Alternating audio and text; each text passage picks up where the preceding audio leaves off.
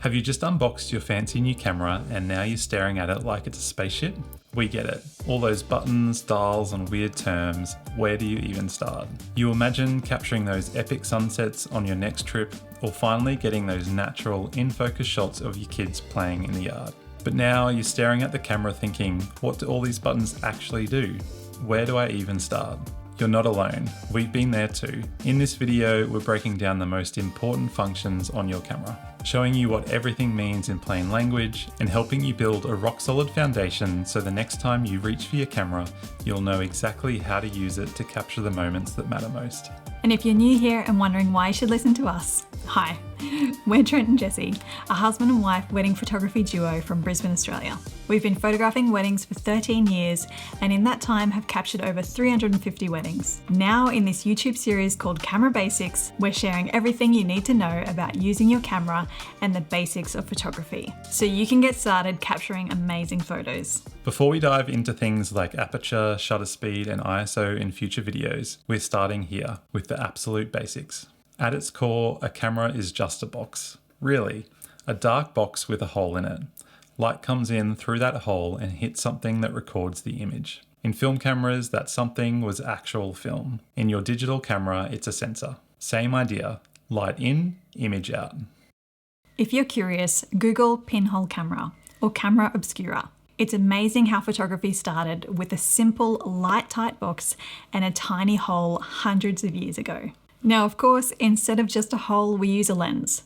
This gives us control over focus, sharpness, brightness, and depth of field, which just means how much of your photo is in focus from the front to the back.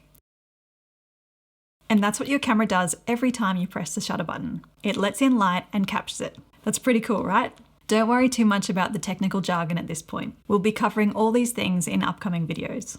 Now that we've covered what a camera is, let's look at all the actual parts you'll be using, because yes, there are a lot of buttons and things to play with. But don't worry, you only need to know about a few of these to start taking great photos. Let's start with the lens mount. This is the part where your lens attaches onto the front of the camera. If you have a DSLR or mirrorless camera, chances are you have interchangeable lenses, which means you can take one lens off and attach another. If you're using a compact camera or an entry-level mirrorless with a built-in lens, that's totally fine too. You just won't be able to swap to a different lens. Quick tip, if you only have one lens right now, don't stress. Learning to use it well is one of the best things you can do. Next up is how you see and frame up your image.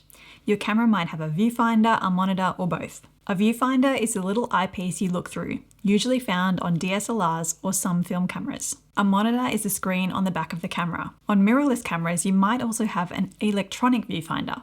This is basically a tiny screen inside the eyepiece. Why does this matter?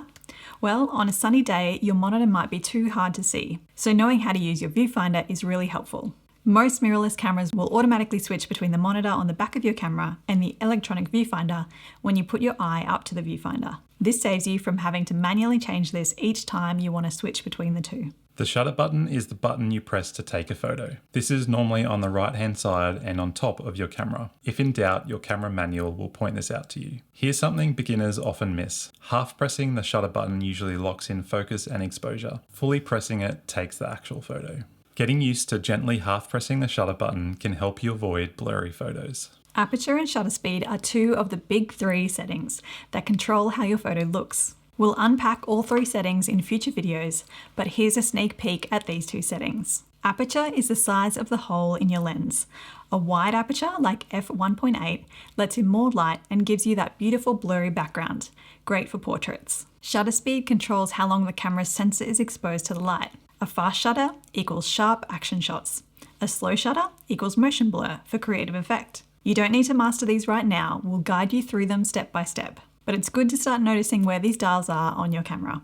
On our camera, the aperture button is on the front right-hand side of the camera, just under the shutter button. The shutter speed dial on our camera is on the back side of the camera, behind where our shutter button is.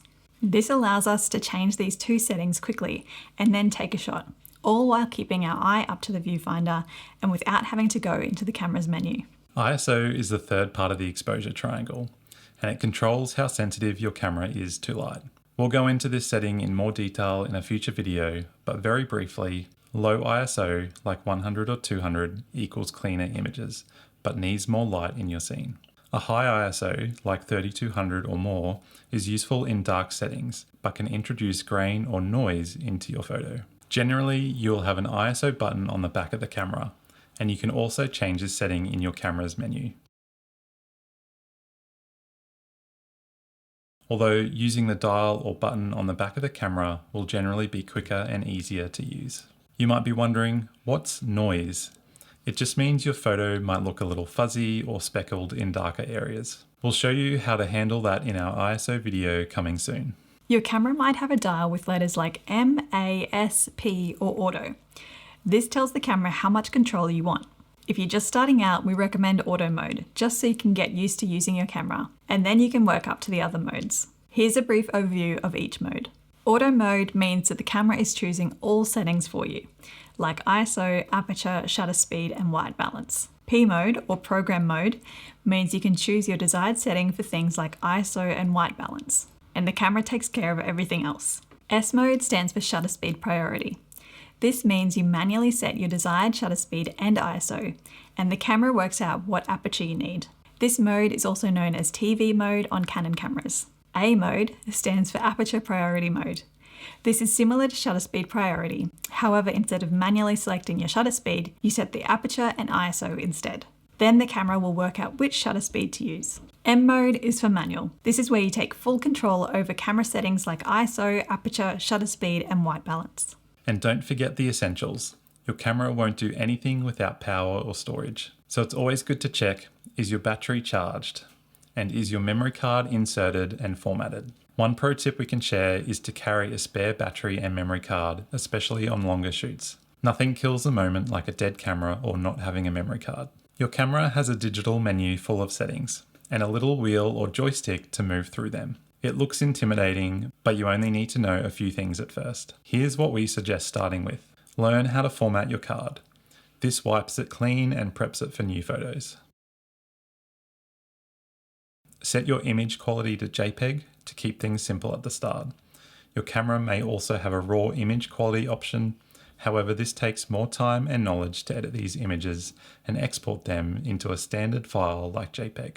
Alright, now that you're familiar with the main buttons and dials, your camera should feel a little less overwhelming. In the next videos, we'll teach you how to actually use these settings to take better photos. Whether it's freezing action, capturing beautiful light, or getting those creamy blurry backgrounds. And we're kicking off with aperture.